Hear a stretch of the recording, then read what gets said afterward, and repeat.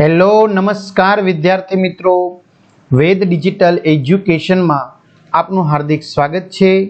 आज आपणे धोरण 9 विषय हिंदी नु 7मु चैप्टर सूरदास के पद जेनु स्वाध्याय सोल्यूशन जोवाना छीए। तो खास चेनल में नवा होय तो चेनल सब्सक्राइब करी बाजुमां वाला बेल आइकन ने प्रेस करो जेथी तमने अवनवा विडियोनी नोटिफिकेशन मळी शके।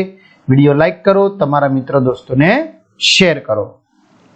तो लईए सूरदास के पद जेनु स्वाध्याय सोल्यूशन लईए आपणे। तो एमां पहलो प्रश्न छे, निम्नलिखित प्रश्नों के उत्तर एक एक वाक्य में लिखिए।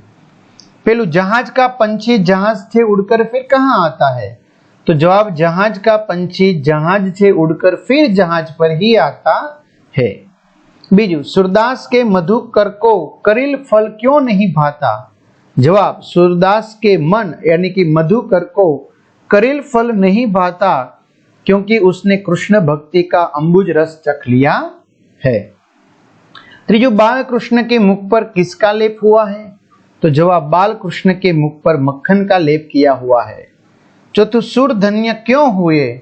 तो जवाब है, सूर धन्य हुए क्योंकि उन्हें श्री कृष्ण की दुर्लभ छवि के दर्शन हो गए हैं। बीजो प्रश्न, निम्नलिखित प्रश्नों के उत्तर विस्तार से लिखिए। पहलू, सूरदास जी ने किन उदाहरणों द्वारा अपनी अनन्य भक्ति भावना प्रकट की है? तो जवाब, सूरदास जी कहते हैं कि मैं कृष्ण रूपी जहाज का पंछी हूं, मैं उन्हें छोड़कर और कहीं नहीं जा सकता। श्री कृष्ण की महिमा भूलकर मैं और किसी देवता का ध्यान नहीं कर सकता। श्री कृष्ण जैसी गंगा का जल मिलने के बाद मुझे कुएं का जल पीने की चाह नहीं है। मेरा मन मधुकर श्री कृष्ण की भक्ति का अंबुज रस चखने के बाद अन्य किसी रस की इच्छा नहीं रखता। मेरे प्रभु तो कामधेनु के समान है, उनको छोड़कर मैं बकरी का दूध दूहने क्यों जाऊं? इस प्रकार सूरदास जी ने विभिन्न उदाहरणों द्वारा अपनी भक्ति भावना प्रकट की है।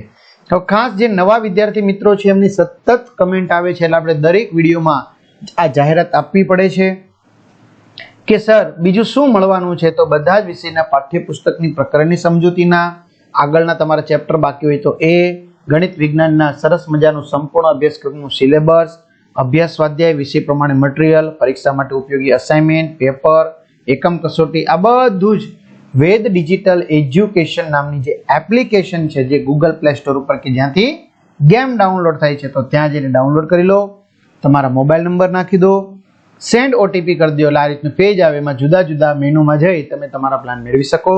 3 થી 12 માં જઈ તમારું ધોરણ સિલેક્ટ કરી વિષય વાઇઝ પાઠ વાઇઝ વિડીયો फ्री में જોઈ શકશો। બીજું, बालक श्री कृष्ण के स्वरूप का वर्णन कीजिए। तो जवाब, बालक श्री कृष्ण की मूर्ति बड़ी मनोहर है। वे अपने हाथों में मक्खन लिए घुटनों के बल चल रहे हैं।